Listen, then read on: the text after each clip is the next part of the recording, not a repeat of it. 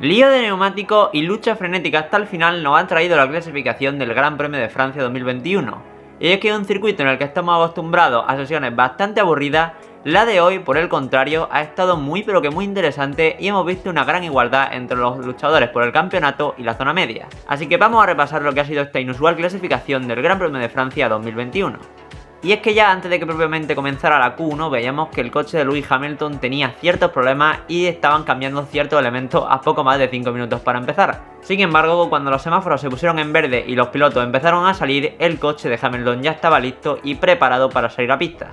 Sin embargo, la acción en estos primeros minutos duró bastante poco, y es que Yuki Tsunoda se fue contra el muro en su primera intentona al tomarse con poca delicadeza la curva 1 y acabando con el coche contra la barrera. Estuvo más de 5 minutos intentando remolcarlo con el motor eléctrico, pero finalmente tuvo que desistir y abandonar el coche, lo cual no es nada bueno para él y su futuro en Red Bull. Obviamente salió la bandera roja y estuvimos varios minutos en los que los pilotos de nuevo se metieron en boxes a espera de que quitaran el coche de Yuki. De nuevo se puso el semáforo en verde y todos los pilotos salieron a hacer sus primeros intentos, con obviamente los Red Bull y los Mercedes ocupando las primeras posiciones. Fueron pasando la vuelta y ya tenemos referencias bastante claras de quiénes y no iban a pasar. Y llegado al último intento, cuando ya estaban más o menos las cosas claras de cómo iba a quedar la Q1, llegó otro momento bastante sorprendente de la clasificación. Y es que Mick Schumacher se fue contra el muro después de marcarse su mejor clasificación del año. Estaba en la 14ª posición haciendo muy buen tiempo y cuando estaba haciendo el último intento se fue contra las barreras, chocó el monoplaza y acabó con el coche destrozado y provocando otra bandera roja que ya no hizo que se reanudara la sesión. Dentro de lo que cabe, una clasificación bastante buena para Mick.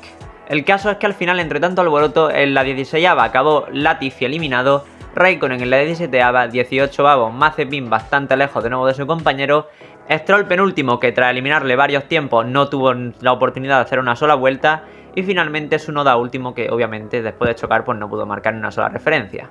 Y tras un final tan loco en la Q1 llegamos a la Q2 y aquí es donde las cosas con los neumáticos empiezan a complicarse. Y es que absolutamente toda la parrilla salió con el neumático medio a excepción de George Russell que intentó hacer un intento con el neumático blando. Y el caso es que para este fin de semana Pirelli había previsto que iba a haber 6 décimas entre ambos compuestos y finalmente entre el medio y el blando la diferencia eran de poco más de 2 décimas. Lo cual hacía que ambos neumáticos estaran muy igualados y dependiendo de las características del coche pues pudiera incluso ser más rápido el medio, como vimos en esta lesión.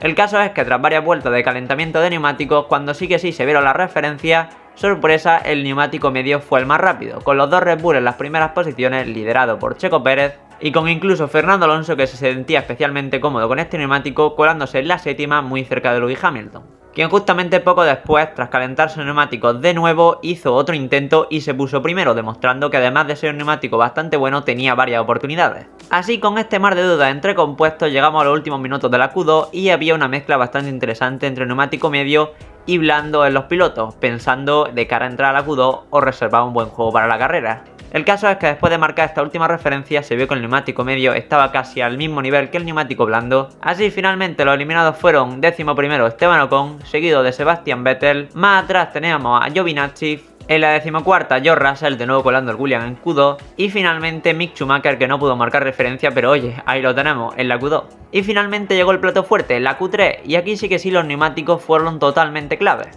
El cielo se oscureció y los neumáticos parecían tener que calentarse más que nunca. Sin embargo, todos los pilotos salieron con el neumático blando a excepción de Alonso y Ricciardo que se sentían especialmente cómodos con el medio. Sin embargo, tras esta primera referencia vemos que Max Verstappen se colocaba primero, seguido de Lewis Hamilton, más atrás Checo Pérez y en la 4ª Bottas. Así que llegado a los 2 últimos minutos de sesión, estaba claro que todo el mundo iba a salir con el blando para intentar un último intento al sprint. Así, Max Verstappen empezaba a marcar muy buena referencia, con Checo y los Mercedes llegando por detrás, persiguiendo sus tiempos. Cruzó la línea de meta y se colocó primero, pasó Checo y se colocó segundo, pasó Bottas y de nuevo se colocó segundo, y finalmente llegó Lewis Hamilton y se colocó en la segunda línea a 2 décimas de Max Verstappen que se hizo hoy con la pole. Una auténtica machada del piloto holandés que en un circuito que tradicionalmente ha sido de Mercedes, hoy se ha dado la vuelta a las tornas y Red Bull parece ser el que va a liderar la tabla por ahora. Habrá que ver mañana la carrera, pero desde luego viendo los dos luchadores por el campeonato en la primera y la segunda posición, con además